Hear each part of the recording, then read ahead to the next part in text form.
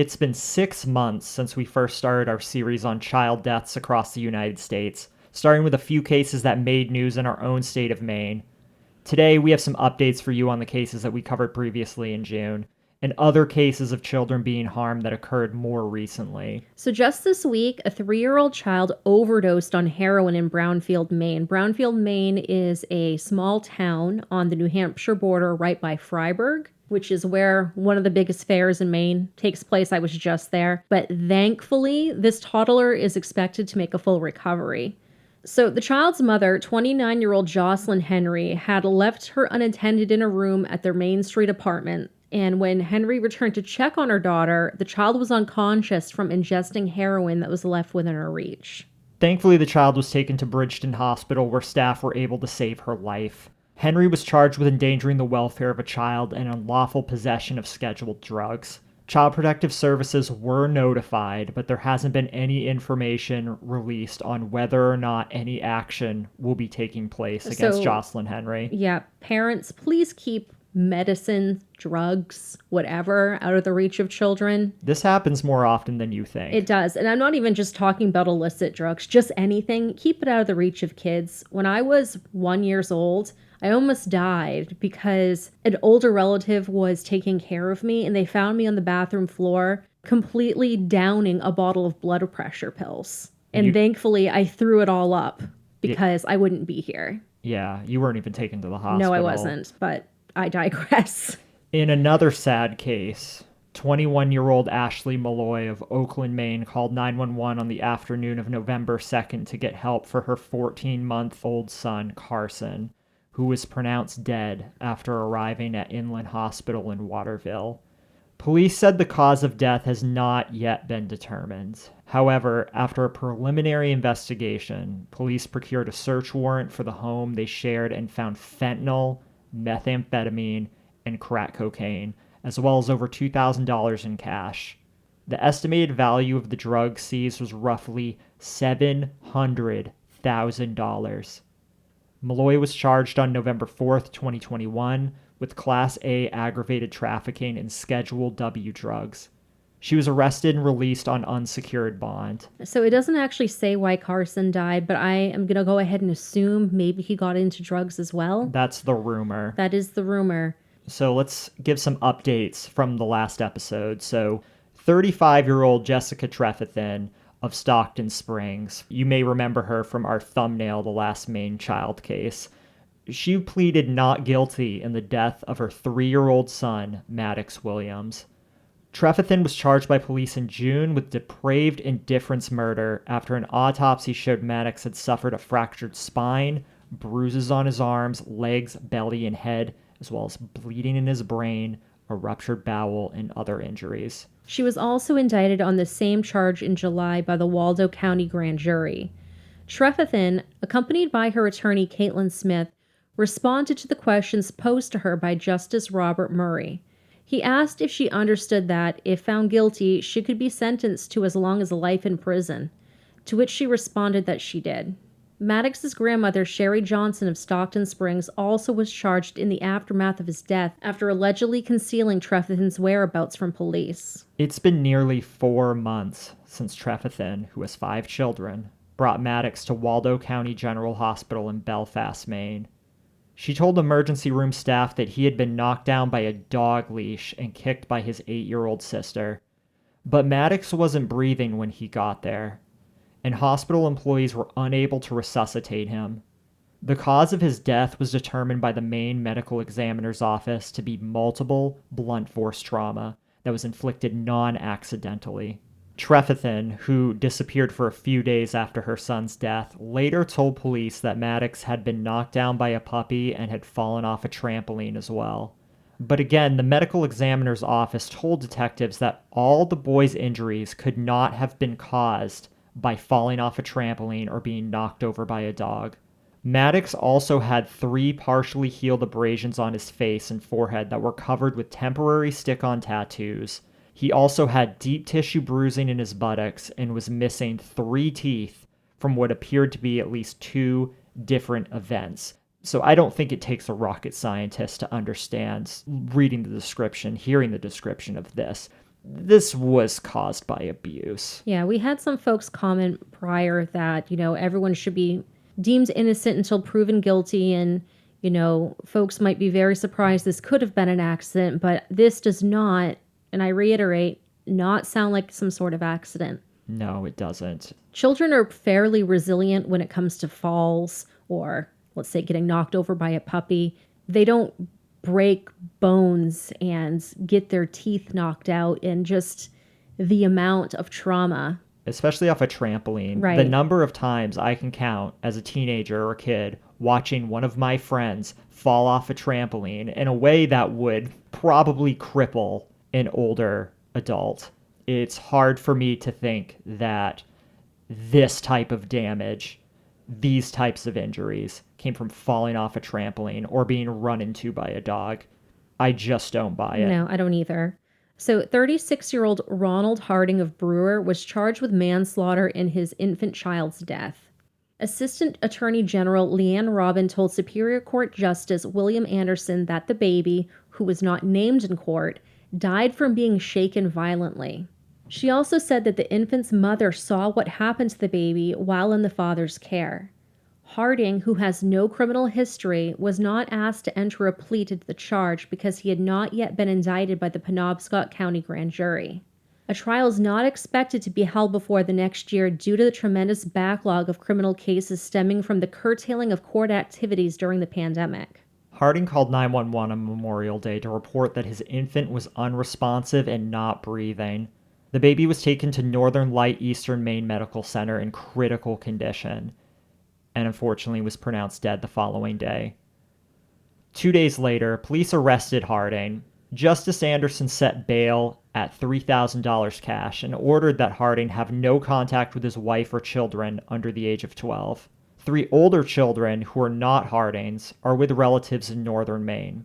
Conditions under Harding's contract with Maine Pretrial Services also include not possessing dangerous weapons and a curfew from 7 p.m. to 6 a.m. unless he must be gone overnight for work.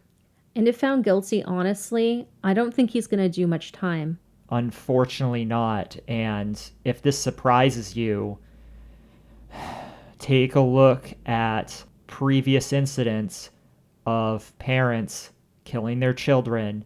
How much time do they actually get?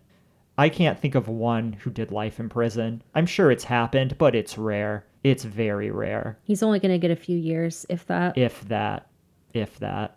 So this next one, we actually got a whole bunch of information on. 28-year-old Hillary Goding of Old Town has been charged with depraved indifference murder in the death of her child because she did not immediately seek medical treatment for the 3-year-old after she overdosed on fentanyl.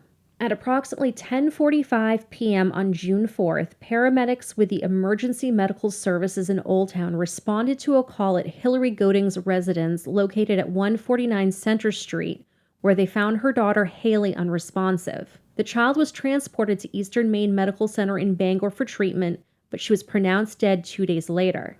Following Haley's death, officers took Hillary into custody and initially charged her with manslaughter. A judge set her bond at $50,000.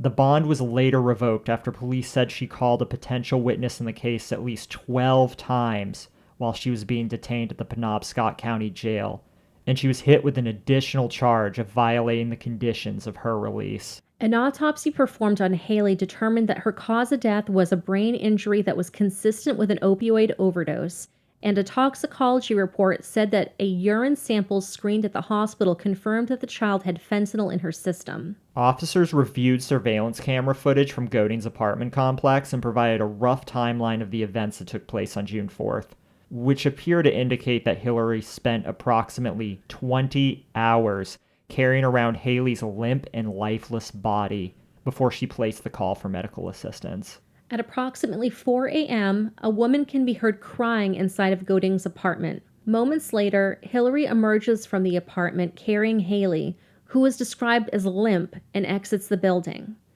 Approximately 20 minutes later, Hillary can be seen re-entering the building. She was reportedly still carrying Haley, whose arms and legs hung motionless and appeared lifeless. They have her on tape. Yeah. This is basically dead to rights at this point, in my opinion. Hillary then entered and exited her apartment multiple times before dawn. At one point, she could reportedly be heard saying, quote, "You don't understand. What am I going to do?" End quote. Then exits for several hours and returned at approximately 1 p.m. She was reportedly still carrying Haley, who was once again described as appearing lifeless. Hillary doesn't appear on camera again until just before 8 p.m., where she was reportedly seen in the building's main hallway, still carrying her daughter's body.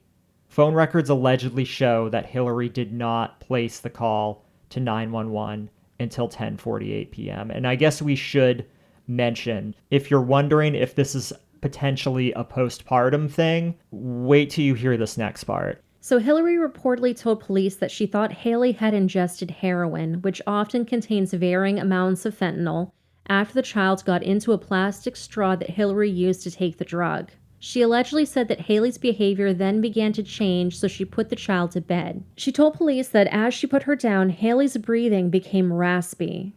It's also been reported that the Maine Department of Health and Human Services had been in touch with Hillary Goding in the past, because Haley had previously been treated after ingesting illegal drugs once before. And still, despite this, she was allowed to have custody of her child. So that one is just insane. Completely preventable. Like we mentioned with cases like Breonna Lopez, not all of these are preventable, but I would like to think most are preventable. And I'd argue every single one in here absolutely preventable. In my personal opinion, when a child has ingested drugs once before, I think that the parent should be mandated to come in for drug screening on a very regular basis to make sure they're not using anymore.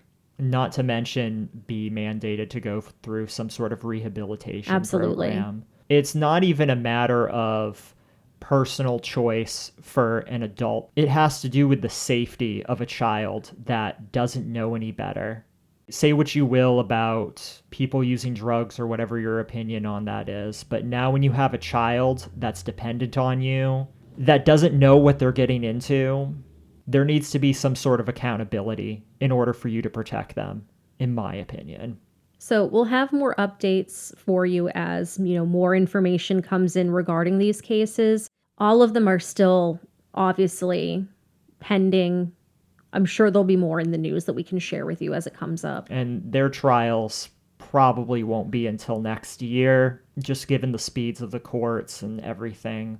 We ask every time we do this series your thoughts on this. What can we do to prevent things like this? Whether you're from Maine or you're from elsewhere, what can we do to make sure Child Protective Services does their job?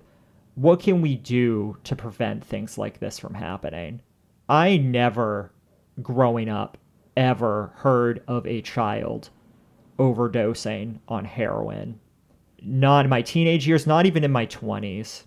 And now this is something that I am more commonly hearing about. I mean, this is two, if we're going to assume the one child died of a heroin overdose, that's 2 in a week, basically. Yeah, that's frightening. And I have a hard time chalking that up just to coincidence. It's very interesting because I myself am very much a person that's for treatment of drug addicts, for harm reduction. But like you said, there has to be accountability when there's children involved. Absolutely. And I don't necessarily think that children need to be taken away, but there needs to be safeguards in place to make sure that the children are safe and that the parents are getting help to get clean. There needs to be strict screening. Yes. If a parent who is an addict wants custody of their kids, I could see that working out. And I know we've had people in our comments come in. They're like, I was a former addict and, thank God I was able to have custody of my baby still. And I did everything right going forward. And now everything's great. That's wonderful. But we have to make sure that the child is protected. And that doesn't necessarily mean taken away. But there needs to be screening and monitoring to make sure everything is being done right, because that child cannot protect themselves. That child cannot defend themselves. And that child oftentimes either doesn't have a voice or doesn't know the language in order to speak up when things get dangerous. Going back to the story that we covered with the child death in Oakland, the mother who was potentially selling $700,000 worth of drugs. Oakland appears to be kind of a small country town nestled between some larger towns or cities. I mean, anybody out of state would call them just towns anyway. But it has a really sticky past to it. So we had a listener contact us with knowledge of that school district. And they have told me many times that they have parents coming in on all sorts of levels of drugs screaming. A lot of the kids come in unwashed, unfed, with lice, just like in extreme poverty and neglect.